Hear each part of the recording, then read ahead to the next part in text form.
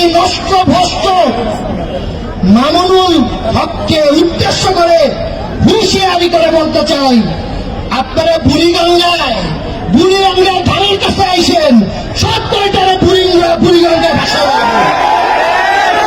সংগ্রামী সাথী বন্ধুগণ, আজকে ছাত্রলীগের নেতা কর্মীরা সারা বাংলাদেশে 5 মিনিটের নোটিশে অচল করে দিতে পারে সেই ক্ষমতা বসে বসে মাইকের সামনে বড় বড় কথা বলেন। অনেক তো দেখেছি ওই 5ই মে ওই শাপলা চত্বরে খুব বড় বড় কথা বলেছিলেন মামুনুল হক, বলেছিল বড় বড় লেজ দিয়ে এসেছিল যে রাতের ভিতরে নাকি সবাই সরকার নাকি দৌড়ে পালাবে।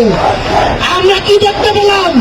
ওই মামুনুল হক এই বক্তব্যের কিছুক্ষণ পরেই লেজ গুটিয়ে হেঁটে হেঁটে পালিয়ে গেছে। সুতরাং চিল্লাইয়া মার্কেট পাওয়া যাইব না, বুঝছেন?